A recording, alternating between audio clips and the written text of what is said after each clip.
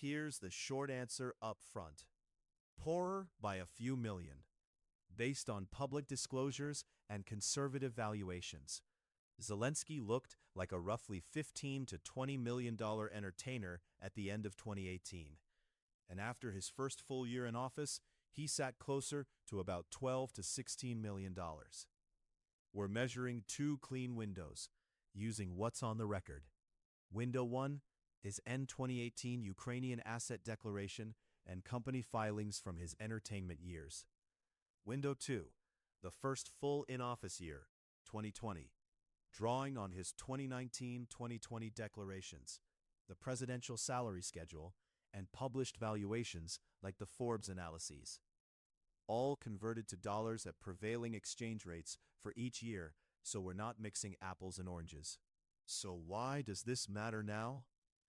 Because when politics collides with entertainment money, rumor rushes in. Some claim he got rich in office. Others swear he gave it all up. The real question is simpler and sharper. When you move from headlining a studio to a state salary, what changes on your balance sheet, and how fast can the numbers move? Before the presidency, Zelensky's money followed a familiar entertainment arc. Studio paychecks, producer fees, and royalties from formats and shows that traveled across borders. The core engine was his stake in Kvartal 95, an actual company with catalogs, contracts, and recognizable IP. That gives you two kinds of value: cash in from yearly profits and dividends, and paper value from what the state could sell for in a normal market. In late 2018, both streams were there, and they showed up in his filings. Multiple apartments, some commercial spaces, foreign property through the family, bank accounts, and shares in the studio network and related holding companies. Step into 2019, and the machine changes character fast. The presidential salary in Ukraine is modest by global standards, the kind of number that looks small next to a hit production syndication check. Depending on the exact month and rate, you're looking at something like a middle-class annual pay in dollars, not a performer's payday. On top of that, he pledged to exit day-to-day entertainment operations and transferred or froze control over key companies. If you were expecting a politician's wealth to spike, the opposite happened. His active income line fell off a cliff. But that doesn't end the story, and here's where people tend to guess wrong. Even when he stepped back, contracts don't vanish overnight. Formats sold abroad, licensing deals, and existing distribution can keep paying for a while, sometimes into a blind trust or through structures that eventually roll up to family holdings. Public declarations reflect that transition. Income from earlier entertainment work still shows up in the early in-office filings, but as a taper, not a surge. The effect is simple to picture: a fountain turned into a drip. Put the two worlds side by side, and you feel the shift. Income sources: before, studio profits, performance fees, royalties. After, a fixed presidential salary, plus residual trickles from pre-election contracts. There's a quiet technical piece under all this that matters more than it sounds: the conversion rate and taxes. 100,000 hryvnias in 2018 became a different dollar figure than the same amount in 2020. Dividends aren't just numbers on a line. They get shaved by corporate and personal taxes. Presidential salary?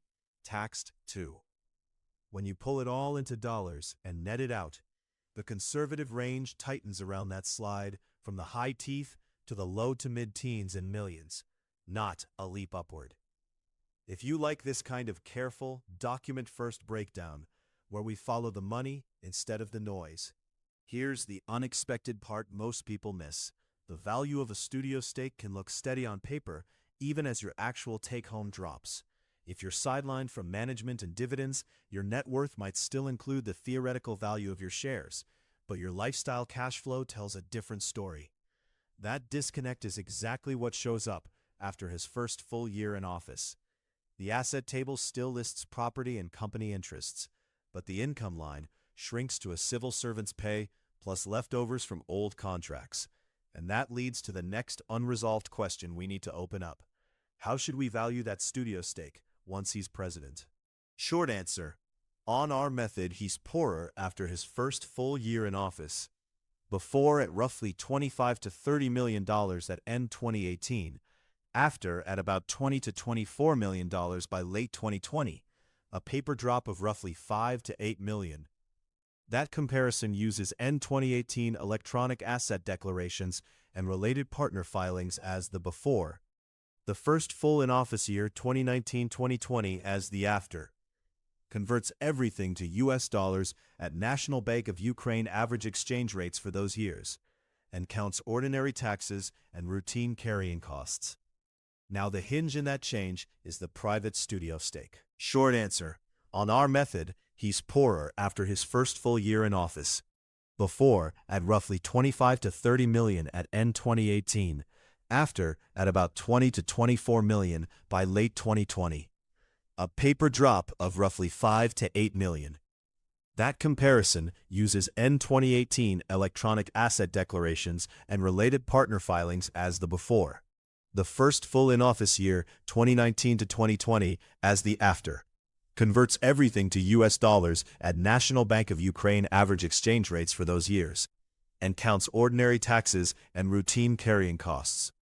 Now, the hinge in that change is the private studio stake.